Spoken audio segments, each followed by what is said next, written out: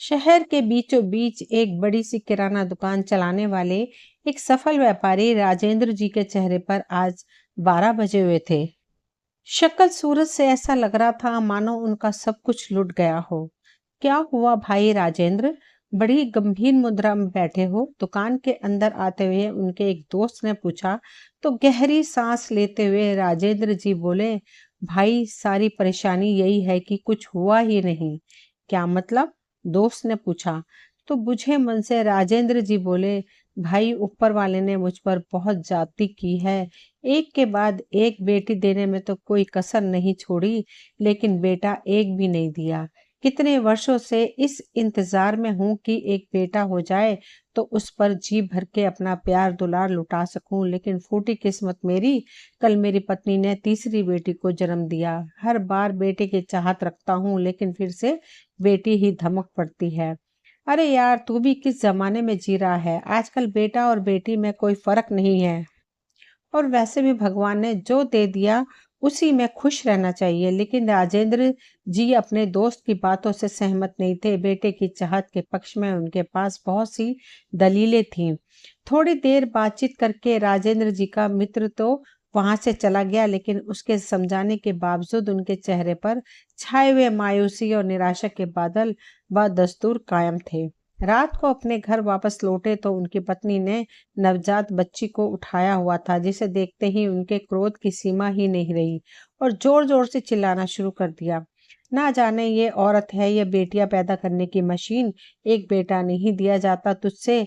वह पड़ोस वाले मिश्रा जी, 10 दिन पहले उनका बेटा पैदा हुआ तो उन्होंने मोहल्ले भर में ढोल बजवाए थे, ये कहकर कि अगर आस पड़ोस के लोग जाने नहीं कि घर में बेटा हुआ है तो खुशी कैसी।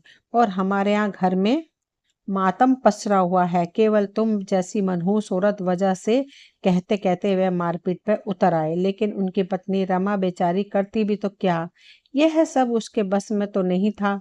कोई कसूर न होते हुए भी उसे हर बार कसूरवार बना दिया जाता, और वही बेटियां तो राजेंद्र जी को अपनी कट्टर दुश्मन लगती थीं। सारा दिन उनके पिता उन्हें डांटते फटकारते रहते और आते जाते दो चार चप्पत तो उन्हें लगा ही देते थे। अब तो लड़ाई झगड़ा उस घर में हर रोज की बात हो गई थी। एक और राजेंद्र जी का सब्र का बांध टूटकर धाराशायी हो रहा था, तो वहीं दूसरी ओर राजेंद्र की माँ और रिश्तेदारों ने भी उसके दिल में यह बात बैठा दी कि परिवार का नाम तो बेटे से ही होता है। अगर हमारे कुल में बेटा पैदा नहीं हुआ तो हमारा वंश यही खत्म हो जाएगा। इस बात पर रमा ने अपने पति को लाख समझाने की कोशिश की कि लड़के लड़कियों में कोई फर्क नहीं है। अगर लड़कियों को भी अच्छी शिक्षा दी जाए तो वह भी कुल का नाम रोशन कर सकती हैं।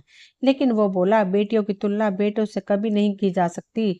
बेटियों को तो आखिर अपने ससुराल जाकर चूल्हा चौका ही संभालना है, इसलिए बेटियों की पढ़ाई पर पैसा खर्च करना बेवकूफ़ी है, जबकि बेटे खानदान को आगे बढ़ाते हैं, बुढ़ापे में भी साथ निभाते हैं। ऐसा कहते हुए उसने रमा की बात को सिरे से खारिज कर दिया। और फिर आखिरकार एक दिन ऐसा आया जब राजेंद्र ने रमा के साथ अपने रिश्ते के अस्तित्व को पैरों तले रोन दिया और अपने बेटे की चाहत को पूरा करने के लिए दूसरी शादी करके एक गरीब घर की लड़की रेखा को अपनी पत्नी बनाकर घर ले आया। यह देखकर रमा की हैरानी का ठिकाना ना रहा। जिस पति को वह आज तक अपना भगवान मानती थी, उसकी यह करतूत देखकर रमा के दिल के टुकड़े टुकड़े हो चुके थे। लेकिन इतना भी अभी काफी नहीं था। रेखा को मालकिन का दर्जा दे दिया गया और रमा उस घर में महज एक काम वाली बाई बनकर रह गई। रेखा भले ही गरीब परिवार की लड़की थी, परंतु सुंदरता की बहुत धनी थी।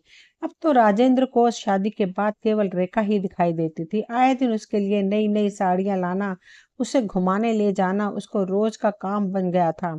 अपनी पहली पत्नी और बेटियों को तो वह जैसे भूल ही चुका था, और वही अपनी सौतन के इशारों पर नाचना ही रमा की किस्मत बनकर रह गया था। फिर एक दिन रेखा गर्भवती हो गई। अब तो राजेंद्र की मां ने रमा को उसके पास जाने से भी मना कर दिया, यह कहकर कि उसका मनहूस साया उनकी प्यारी बहू रेखा पर ना पड़े तो ही अच्छा है। इस बात से रमा के दिल को बहुत ठेस पहुंची और उसकी आंखों से आंसुओं के दो बूंदें ढुलक कर उसके गालों तक आ गईं। तभी रमा की बड़ी बेटी बोली, क्यों दादी, आप हमेशा हमारी माँ को मनहूस क्यों कहती हैं? वह मनहूस नहीं है, बहुत अच्छी है। बेटी की यह बात राजेंद्र के कानों में पड़ गई और उसने तुरंत आकर अपनी बेटी को जोरदार तमाचे जड़ दिए। यह दृश्य देखकर तो रमा को अपने दिल पर बर्छी चलने जैसा एहसास हो रहा था। वह दौड़कर अपने बच्ची का बचाव करने लगी तो उसका पति बोला, एक बात कान खोलकर सुन लो, इस घर में रहना है तो वैसे ही करना होगा जैसे माँ कहती है, नहीं तो निकल जाओ इस घर से। अपनी मनहूस सूरत लेकर कोई जरूरत नहीं है तुम लोगों की यहाँ पर। हर रोज अपमान के घूंट पीते पीते रमा भी थक चुकी थी। उसकी सहन शक्ति अब समाप्त हो चुकी थी। अपने आत्मसम्मान की रक्षा के लिए आज उसने उस घर की दहलीज से बाहर कदम रखने का फैसला ले लिया और अपनी बेटियों को लेकर वहां से तुरंत निकल गई। किसी ने उसे रोकने की जहमत भी नहीं उठाई, बल्कि वे लोग तो उससे और उसकी तीनों बेटियों से छुटकारा पाने ही चाहते थे। पति के घर से निकलने के बाद रमा अपनी बच्चियों को लेकर अपने मायके चली गई। उसके मायके में केवल उसकी बूढ़ी माँ ही थी। रमा अपने माता पिता की इकलौती संतान थी और कुछ समय पहले ही उसके पिता स्वर्ग सिधार गए थे। जीवन यापन के लिए उसकी माँ ने अपने घर का एक हिस्सा किराए पर दे दिया हुआ था। रमा पढ़ी लिखी तो अधिक नहीं थी, परंतु सिलाई कढ़ाई का हुनर जानती थी। इसलिए अपनी बच्चियों का पालन पोषण करने के लिए उसने घर पर रहते हुए सिलाई कढ़ाई का काम शुरू कर दिया और साथ ही आसपास की लड़कियों को सिलाई कढ़ाई सिखाने भी लगी। उसने ठान लिया था कि वो अपनी बेटियों को अच्छी शिक्षा देकर उन्हें उनके पैरों पर खड़ा करेगी। उधर रमा के घर से निकलने के साथ ही राजेंद्र की दुकान का काम कम होने लगा, परंतु बैंक में अच्छा खासा पैसा रखा था जिसके बलबूते घर का खर्च ज्यों का त्यों चलता रहा। धीरे धीरे दिन यूं ही बीतने लगे। अब राजेंद्र और उसकी माँ दिन रात भगवान से बेटे के लिए प्रार्थना करते। राजेंद्र की माँ अपनी पहचान के किसी पंडित को बुलाकर ले आई और उनके कहने पर तरह तरह के पूजा पाठ अनुष्ठान और ना जाने कितने ही तरह के व्रत अपनी बहू रेखा से करवाए और आखिर वह दिन आ ही गया जिसका उन लोगों को बेसब्री से इंतजार था। इस बार राजेंद्र को पुत्र धन की प्राप्ति हुई हो ही गई। आखिरकार हमारे खानदान का कुल दीपक आ ही गया जो हमारा घर रोशन करेगा। ऐसा कहते हुए राजेंद्र की माँ खुशी से फूली नहीं समा रही थी। उधर बेटे के पैदा होने के छठे दिन एक बहुत भव्य कार्यक्रम का आयोजन करने का निर्णय लिया गया। हालांकि धूमधाम से कार्यक्रम करने के लिए राजेंद्र के पास अब पैसे नहीं बचे थे, लेकिन फिर भी बेटे की खुशी मनाने के लिए उसने कर्ज लेकर जात बिरादरी पड़ोसी और रिश्तेदारों को शानदार पार्टी दी। ढोल बजवाए गए। आखिरकार उनकी सबसे बड़ी मुराद जो पूरी हो चुकी थी, परंतु अब दुकान का काम बिल्कुल ठप हो चुका था। इसलिए अपनी जमीन का कुछ हिस्सा बेचकर राजेंद्र ने जैसे तैसे वह कर्ज उतारा। धीरे धीरे समय बीतने लगा। जो राजेंद्र अपनी बेटियों के खाने पीने और मूलभूत आवश्यकताओं को भी नजरअंदाज कर देता था, वही अब अपने बेटे को अच्छे से अच्छा भोजन, कपड़े और जरूरत की सभी वस्तुएं उपलब्ध करवा रहा था। बेटे को अच्छे इंग्लिश मीडियम स्कूल में पढ़ा रहा था। इस दौरान एक दिन राजेंद्र की माताजी स्वर्ग सिधार गई। यूं ही समय गुजरता गया और अब उनका बेटा बड़ा हो चुका था और कॉलेज में होटल मैनेजमेंट की पढ़ाई कर रहा था। उसका यही सपना था कि पढ़ाई पूरी करने के बाद कोई नौकरी ना करके एक अच्छा सा आलीशान होटल खोले। कॉलेज में पढ़ाई के दौरान वह एक लड़की को पसंद करने लगा और धीरे धीरे बात इस हद तक बढ़ गई कि दोनों ने एक दूसरे से शादी करने का फैसला कर लिया। माता पिता जो अपनी बहू लेकर आने के लिए बहुत उत्सुक थे और पहले से ही अपने बेटे के लिए लड़की देख रहे थे, यह जानकर बहुत खुश हुए। बेटे की पसंद को ही अपनी पसंद मानकर उन्होंने इस रिश्ते के लिए हाँ कर दी। दोनों की होटल मैनेजमेंट की पढ़ाई पूरी होते साथ ही उनकी मंगनी कर दी गई और 1-2 महीने के भीतर ही शादी भी हो गई और बहू घर पर आ गई। माता पिता दोनों को तो मानो स्वर्ग मिल गया हो। अब अपना होटल खोलने के लिए उनके बेटे नीरज को बहुत सारे धन की आवश्यकता थी। आखिर इतना पैसा कहाँ से जुटाया जाए, यह सोच सोचकर राजेंद्र परेशान था, परंतु अपने बेटे की इच्छा पूरी करने के लिए वह किसी भी हद तक जाने को तैयार था। इसलिए उसने अपनी दुकान और बाकी बची जमीन भी बेचने का फैसला कर लिया। ये सब बेचकर उसे अच्छा खासा धन प्राप्त हो गया था। अब माता पिता अपने और अपने बेटे के भविष्य के सुनहरे सपने संजोने लगे और जल्दी ही होटल बनाने का काम शुरू हो गया। लेकिन होटल बनाने के काम में पैसा बहुत तेजी से खर्च होने लगा और बिल्डिंग खड़ी करने में ही उनका सारा धन समाप्त हो गया। फिर बेटे बहू ने कहा कि इतना बड़ा होटल होते हुए हमें घर की क्या जरूरत है, वहीं पर ही अपने रहने का इंतजाम भी कर लेंगे और मकान बेचकर बाकी के पैसों की जरूरत भी पूरी हो जाएगी। हालांकि राजेंद्र और उसकी पत्नी का अपना मकान बेचने का बिल्कुल भी दिल नहीं था, परंतु बेटे बहू द्वारा समझाए जाने पर वे अपना मकान भी बेचने को तैयार हो गए। यह सोचकर कि आखिर सब कुछ बेटे का ही तो है, हमारे बाद भी तो इस सब का मालिक बेटा ही होगा। और अपना मकान बिकवाने के लिए एक प्रॉपर्टी डीलर जो कि राजेंद्र का मित्र था उसे फोन किया और उसे सारी बात बताते हुए अच्छे दाम पर अपना मकान बिकवाने को कहा। यह सुनकर उसका दोस्त चौंक गया और बोला, अरे भाई, बेटे के प्रति प्यार होना जायज है, लेकिन इतना भी नहीं होना चाहिए कि इंसान उसके प्यार में अंधा ही हो जाए। सब कुछ अपने बेटे पर न्योछावर कर देना कोई अक्लमंदी वाली बात नहीं है। अपने बुढ़ापे के लिए भी तो कुछ बचा कर रखना चाहिए। माना कि तुम्हारा सब कुछ तुम्हारे बेटे का है, लेकिन तुम लोगों के जाने के बाद अपनी कमाई हुई जीवन भर की दौलत तो बुढ़ापे में लाठी के समान होती है। लेकिन उस सब को दांव पर लगाने के बाद तुम अब अपना मकान बेचने को तैयार हो, यह बात तो ठीक नहीं है। मित्र की बात सुनकर राजेंद्र जी बोले, अरे यार, जिस धन दौलत को तो बुढ़ापे की लाठी का नाम दे रहा है, दरअसल वह दौलत नहीं, बुढ़ापे की लाठी तो मेरा बेटा होता है, और मेरा बेटा बहुत लायक है।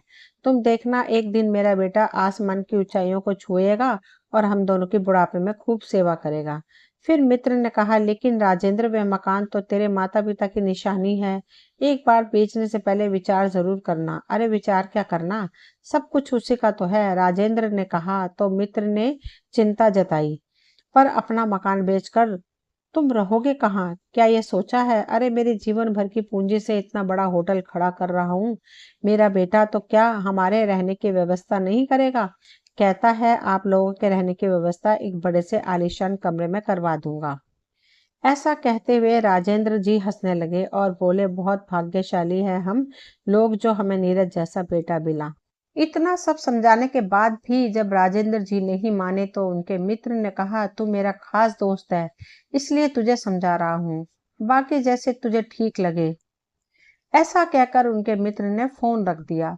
कुछ समय बाद राजेंद्र जी का मकान भी बिक गया और बाकी के थोड़े बहुत खर्च पूरे करने के लिए उनकी पत्नी के गहने भी। होटल बनकर तैयार हो गया और शुभ मुहूर्त देखकर होटल का उद्घाटन भी कर दिया गया, और माता पिता दोनों अपने बेटे बहू के साथ हमेशा के लिए उस होटल में रहने आ गए। अपना सारा कुछ लुटाकर भी बेटे के प्रेम में पड़े राजेंद्र और रेखा अपने बेटे की कामयाबी के लिए बहुत खुश थे।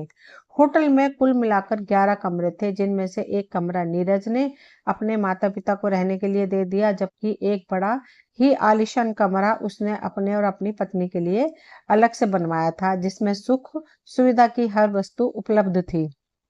नीरज और उसकी पत्नी काउंटर पर बैठने लगे, जबकि अपने पिता राजेंद्र जी को नीरज ने वेटर्स पर नजर बनाए रखने और उनके कामकाज को सुव्यवस्थित तरीके से चलाने की जिम्मेदारी दी। सुबह सुबह सब्जी मंडी जाकर सब्जियां खरीदने और मार्केट से रसोई का राशन लाने की जिम्मेदारी भी राजेंद्र जी की ही दे दी गई। लेकिन अब एक परेशानी यह खड़ी हो गई कि खाना बनाने के लिए कोई बढ़िया सा शेफ नहीं मिल रहा था, और यदि कोई शेफ मिला भी तो उसने इतनी तनख्वाह मांगी कि सुनकर नीरज और उसकी पत्नी के होश ही उड़ गए। आखिरकार मन महसूस कर वे लोग एक शेफ को ज्यादा तनख्वाह देने के लिए राजी हो गए और उसने नौकरी पर रख लिया गया। सब कुछ सुव्यवस्थित तरीके से चलने लगा। कभी कभार शेफ छुट्टी पर होता तो रेखा जी सारी रसोई संभाल लेती। इधर नीरज और उसकी पत्नी ये देखकर हैरान थे कि जिस दिन खाना उनकी माँ बनाती तो लोग उंगलियां चाट चाट कर खाते और खाने की खूब तारीफ करते। यह देखकर बहू के मन में एक खुराफाती आइडिया आया। वह रसोई घर में गई और शेफ को खाना ठीक से न बनाने पर डांटने लगी और कहा सुनी होने पर उसे काम से निकाल दिया। लेकिन अब नीरज ये सोचकर परेशान हो गया कि शेफ का इंतजाम कहाँ से किया जाए। फिर उनकी पत्नी बोली, सुनिए जी, आपकी माँ दिन भर बैठे बैठे क्या करती हैं? जब तक कोई अच्छा शेफ नहीं मिलता तो क्यों ना माँ जी से ही खाना बनवा लिया करें, खाना तो वह बहुत अच्छा बनाती हैं, और वैसे भी शेफ को उसकी मुंह मांगी तनख्वाह देंगे तो हमारे खाने के ही लाले पड़ जाएंगे, जबकि माँ जी से खाना बनवाएंगे तो उनकी मदद करवाने के लिए एक हेल्पर रख लेंगे, हेल्पर तो कम तनख्वाह में ही मिल जाएगा। बात तो तुम सही कह रही हो, मैं माँ जी से बात करता हूँ। ऐसा कहकर नीरज अपनी माँ के पास गया और उदासी भरे स्वर में बोला, माँ, एक बहुत बड़ी परेशानी खड़ी हो गई है। क्या हुआ बेटा, क्या परेशानी है? रेखा ने कहा। तो नीरज बोला, माँ दरअसल बात यह है कि होटल में खाना बनाने के लिए कोई अच्छा बावर्ची नहीं मिल रहा है। अब मैं अपने ग्राहकों को क्या खिलाऊंगा? तभी उसकी माँ बोली, इसमें क्या बड़ी बात है, जब तक कोई अच्छा बावर्ची नहीं मिलता तब तक मैं खाना बना देती हूँ। इतना सुनते ही नीरज खुशी से झूम उठा और बोला, यह हुई ना बात। मुझे मालूम था कि मेरी माँ झट से मेरी परेशानी हल कर देगी, और वैसे भी जितना लजीज खाना मेरी माँ बनाती है उतना स्वादिष्ट और बड़े से बड़ा शेफ भी नहीं बना सकता। पता है माँ, आपके हाथों का अचार खाकर तो हमारे ग्राहक उंगलियां चाटते रह जाते हैं। इतना सुनते ही रेखा बहुत खुश हो गई और मुस्कुराते हुए बोली, अच्छा, मेरे हाथ की बनी चीजें लोगों को इतनी पसंद आती हैं। ठीक है बेटा, मैं सारा खाना बना दूंगी, आखिरकार होटल हमारा ही तो है। यह बातें सुनकर राजेंद्र जी बोले, और नहीं तो क्या, होटल हमारा है तो हमें काम करने में भला क्या ऐतराज हो सकता है।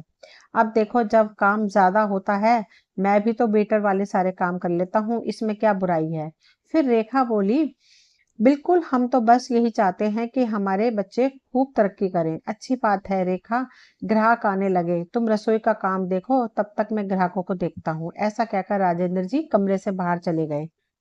कुछ दिन यूं ही बीत गए। एक दिन शहर में किसी राजनीतिक पार्टी की रैली का कार्यक्रम था, जिस कारण शहर के बहुत से होटल बुक कराए गए थे। नीरज के होटल में भी उन लोगों ने 10 कमरे बुक करवाए। नीरज के लिए यह कमाई का अच्छा मौका था, लेकिन अब परेशानी यह थी कि केवल 9 ही कमरे खाली थे, क्योंकि 10वें कमरे में उसके माता पिता रहते थे। इसी सोच में नीरज गुम बैठा था। तभी उसकी पत्नी बोली, लो, इसमें कौन सी परेशानी वाली बात है? 2 दिनों के लिए माँ बाबूजी का सामान वहां से हटा देते हैं, फिर तो कोई परेशानी नहीं होगी। अब एक कमरे के 5,000 प्रतिदिन मिलेंगे तो हम यह मौका थोड़े ही ना छोड़ेंगे। फिर नीरज बोला, अरे, लेकिन माँ बाबूजी कहाँ रहेंगे? रसोई घर में। और कहाँ? रसोई घर में तो बहुत जगह है, आखिर 2 दिनों के लिए तो एडजस्ट कर ही सकते हैं ना।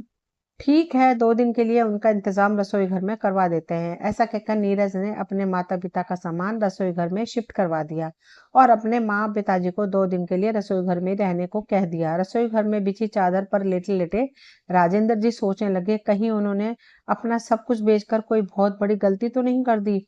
कहीं मित्र की कही बात सच ना हो जाए। सोच सोच कर उनका कलेजा मुंह को आने लगा था। उधर उनकी पत्नी रेखा को भी कमर दर्द के कारण नींद नहीं आ रही थी, परंतु 2 दिन की ही बात है, यह सोचकर उन्होंने जैसे तैसे अपने मन को समझा लिया। अगले दिन होटल का रेस्टोरेंट राजनीतिक पार्टी के लोगों से पूरा भरा हुआ था। रेखा जी बड़ी फुर्ती से चाय बनाते लगी, तो वहीं दूसरी ओर राजेंद्र जी सबके लिए चाय नाश्ता लेकर आ रहे थे। इसी दौरान राजनीतिक पार्टी के मुखिया ने राजेंद्र जी की ओर देखते हुए जोर से आवाज लगाई, अरे ओ वेटर! राजेंद्र जी ने यहाँ वहां देखते हुए कहा, क्या आपने मुझे वेटर कहा? और नहीं तो क्या, वेटर को वेटर कहकर नहीं बुलाऊंगा तो क्या सेठ जी कहकर बुलाऊंगा? ऐसा कहकर वह अपने साथियों की ओर देखकर जोर से हंसा और फिर बोला, जा मेरे लिए चिकन और शराब लेकर आ। लेकिन सर, हमारे यहाँ सब नहीं मिलता, राजेंद्र जी गंभीर स्वर में बोले। फिर उस आदमी ने अपनी जेब से कुछ पैसे निकाले और टेबल पर पटकते हुए बोला, तो सामने वाली दुकान से लेकर आ। बिल्कुल नहीं, मैं यहाँ काम नहीं करूंगा, आपको खाना है तो वहीं जाकर खा लीजिए, राजेंद्र जी गुस्से से बोले। अरे, इतना घमंड, कहाँ का नवाब है तू? वह आदमी आग भुभुला होते हुए बोला। तो राजेंद्र जी ने कहा, कहीं का नवाब तो नहीं हूँ, लेकिन इस होटल के मालिक का बाप जरूर हूँ। इतना कहकर राजेंद्र जी वहां से चले गए। इतनी बात सुनते ही उस आदमी ने क्रोधित स्वर में नीरज को आवाज दी और राजेंद्र जी की और इशारा करता हुआ बोला, कौन है वह आदमी? कोई नहीं, वह तो वेटर है, नीरज ने कंधे उचकाते हुए कहा। लेकिन मैं तो स्वयं को तुम्हारा पिता बता रहा था, उस आदमी ने कहा। तो नीरज बोला, अरे नहीं नहीं, वह मेरे पिता नहीं है। गांव में हमारे पुश्तैनी घर में नौकरी किया करता था। ये बूढ़ा गरीब आदमी ईमानदार था तो यहाँ भी नौकरी पर रख लिया गया। दुनिया में इसका कोई अपना नहीं है, इसलिए मुझे ही अपना बेटा कहता है। वैसे मेरा उससे कोई रिश्ता नहीं है। अच्छा, तो यह बात है। मेरे सामने जबान तो ऐसे लड़ा रहा था जैसे कोई बहुत बड़ा अफसर हो। अपने इस 2 कौड़ी के नौकर को बोल कि मुझसे माफी मांगे। अपने बेटे और उस आदमी के बीच हुई सारी बातें राजेंद्र जी खड़े हुए सुन रहे थे। उनके दिल में अपमान की ज्वाला भड़क रही थी। तभी नीरज ने उन्हें इशारे से अपने पास बुलाया और बोला, देखिए, ग्राहक तो हमारे भगवान समान होते हैं, आपको कोई हक नहीं है कि आप उनका अपमान करें। चलिए, आप जल्दी से इनसे माफी मांगिए। अरे, कमाल करते हो तुम, मैं किस लिए उनसे माफी मांगू? गलती उसने की है, मैंने नहीं। मैंने केवल इतना ही कहा था कि हमारे यहाँ मीठ शराब नहीं मिलता। तो मेरे सामने पैसों की धौंस दिखाता हुआ बोला कि मुझे बाहर से ला कर दो। बदतमीजी इस आदमी ने की है, मैं माफी क्यों मांगू। उसी समय नीरज अपने पिता पर बरस पड़ा। क्या आपको एक बार समझ नहीं आता? जब मैंने कहा माफी मांगो तो आपको माफी मांगनी ही पड़ेगी। बेटे के कहने पर अपने आत्मसम्मान को ताक पर रखकर उन्होंने माफी मांगी। फिर नीरज ने उन्हें बाहर से मीट और शराब लाने को कहा। अपमान के कड़वे घूंट पीते हुए चुपचाप मीट और शराब लेने चले गए, लेकिन मन ही मन बहुत से विचार चल रहे थे। आज उन्हें अपने मित्र की वह चेतावनी याद आ रही थी जो मकान बेचने से पहले उसने उन्होंने दी थी।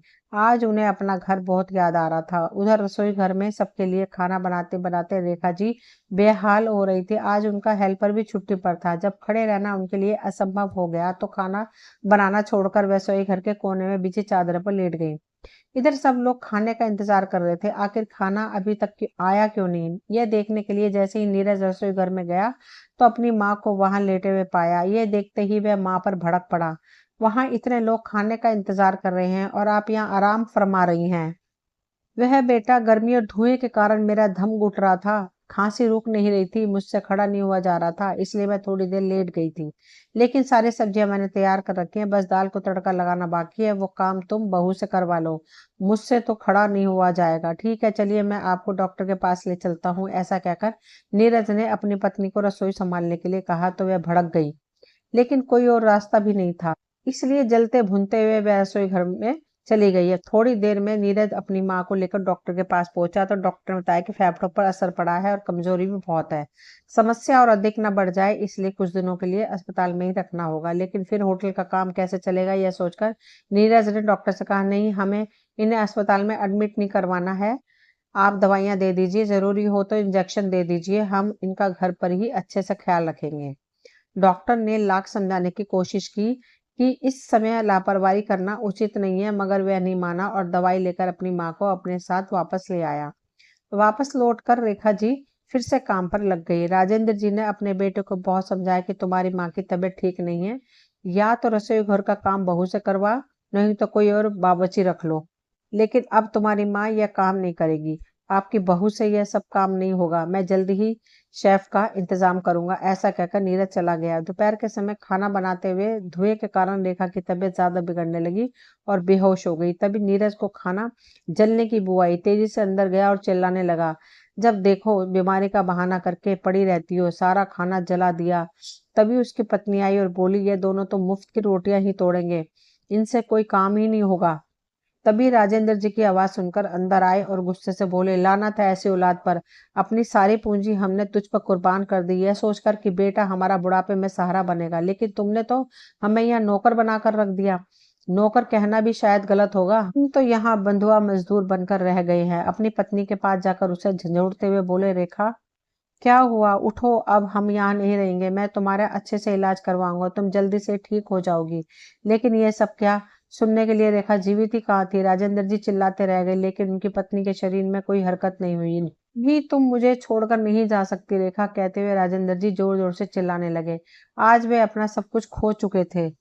सब कुछ गंवाकर उन्हें एक बात तो समझ में आ गई थी कि भले अपना ही खून क्यों ना हो, भले ही उसे जी जान से प्यार क्यों ना करते हो, लेकिन उसे केवल उतना ही देना चाहिए जितना उचित हो। अपने बुढ़ापे को भी कभी नहीं भूलना चाहिए। बुढ़ापे में तो खुद का शरीर ही खुद को दगा दे देता है। सोचते सोचते ही राजेंद्र जी की आंखों से फिर से आंसू बह निकले। अंतिम संस्कार के समय जब बेटा चिता को अग्नि देने लगा तो राजेंद्र जी जोर से चिल्ला पड़े, तुम यह हक खो चुके हो, तुम ही मेरी पत्नी के कातिल हो। ऐसा कहते हुए उन्होंने अपनी पत्नी का अंतिम संस्कार स्वयं किया। फिर रोते हुए बोले, चंद पैसों के लालच में आकर तुम्हें अपनी ही माँ को मार डाला, लेकिन मैं अपनी पत्नी को इंसाफ दिलाकर रहूंगा। मैं पुलिस स्टेशन जाऊंगा और तेरी सारी करतूतों के बारे में बताऊंगा। ऐसा कहकर राजेंद्र जी वहां से तेजी से निकल गए।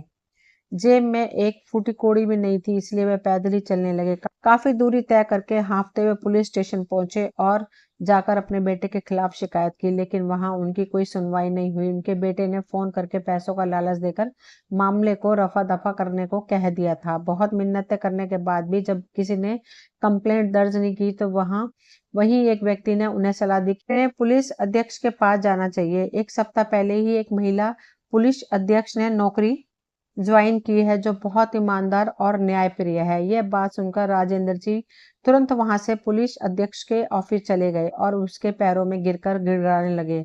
अपने पिता समान व्यक्ति को अपने पैरों में गिरता देख पुलिस अध्यक्ष ने उन्हें उठाया और सामने कुर्सी पर बिठाया। फिर पानी दिया और उनकी परेशानी का कारण पूछा तो राजेंद्र जी ने रोते हुए अपना सारा हाल उसके सामने बयां कर दिया। अभी यह सब बातें चल ही रही थी कि दरवाजे से एक औरत टिफिन लेकर अंदर आई और पुलिस अध्यक्ष के पास रखते हुए बोली, तू भी ना बिटिया, सुबह सुबह भूखे पेट ही चली आई। अपनी सेहत का भी ध्यान रखा कर। अब सारा काम छोड़कर सबसे पहले खाना खा ले। फिर पुलिस अध्यक्ष बोली, माँ तुम्हें आने की क्या जरूरत थी, ड्राइवर के हाथ भेज देते। माँ बेटी ने यह सब बातें चल रही थी कि तभी राजेंद्र जी की नजर पुलिस अध्यक्ष की माँ के चेहरे पर गई और देखते ही वह तो जैसे सुन ही रह गई, क्योंकि वह औरत और कोई नहीं उनकी पहली पत्नी रमा थी। फिर उन्होंने गौर से पुलिस अध्यक्ष की ओर देखा तो उनकी हैरानी का ठिकाना न रहा। वह तो उनकी अपनी ही बेटी थी। इतने में उनकी पहली पत्नी रमा भी उन्हें पहचान चुकी थी, पर उनके ऐसे हालत देखकर उसका कलेजा मुंह को आने लगा। खुद को संभालते हुए रमा ने अपने पति के पैर छुए। इतने वर्षों बाद पिता को देखकर उनकी बेटी की आंखों में भी आंसू भर आए। फिर राजेंद्र जी रमा के आगे हाथ जोड़ते हुए बोले, मुझे माफ कर दो रमा, मुझसे बहुत बड़ी भूल हो गई। शायद इस भूल की सजा ही भगवान मुझे दे रहा है। अपने बेटे की चाहत में मैंने अपनी बेटियों को उनके हिस्से का प्यार नहीं दिया, बस प्रताड़ित ही करता रहा। यहाँ तक कि मैं तो उनकी पढ़ाई के खिलाफ था। कहते कहते राजेंद्र जी सिसकियां भरते हुए हांफने लगे। फिर बोले, जिन बेटियों को मैंने ठोकरें खाने के लिए छोड़ दिया, वह बेटियां आज बुलंदियों के शिखर को छू रही हैं। अपनी माँ की उचित परवरिश और मार्गदर्शन पाकर खानदान का नाम रोशन कर रही हैं। अपनी लक्ष्मी जैसी बेटियों को धुतकार कर जिस बेटे के लिए मैंने दूसरी शादी की थी, आज उसी बेटे ने मुझे कहीं का नहीं छोड़ा। तुमने मुझे कितना समझाया था रमा, लेकिन मैं ही अंधा हो गया था। सोचता था कि बेटा ही बुढ़ापे की लाठी होता है। जिस बुढ़ापे की लाठी के लिए मैंने तुम लोगों के साथ अन्याय किया, उस लाठी ने तो मेरा ही सिर फोड़ दिया। हो सके तो मुझे माफ कर देना रमा। ऐसा कहते कहते राजेंद्र जी अपनी पत्नी के पैरों में गिर गए। उनके हृदय को ऐसा आघात पहुंचा कि उसी समय उन्होंने अपने प्राण त्याग दिए। पत्नी और बेटी ने उन्हें उठाना चाहा, लेकिन वह तो इस दुनिया से कूच कर चुके थे। शायद बेटियां भविष्य में अपने पिता को इंसाफ दिला पाए, परंतु आज भगवान का न्याय तो हो चुका था। दोस्तों, ये कहानी यहीं तक थी। मुझे उम्मीद है आप सभी को ये कहानी पसंद आई होगी। अगर पसंद आई हो तो प्लीज चैनल को सब्सक्राइब करें, वीडियो को लाइक शेयर करें। मिलती हूँ अगली कहानी में। तब तक के लिए थैंक यू।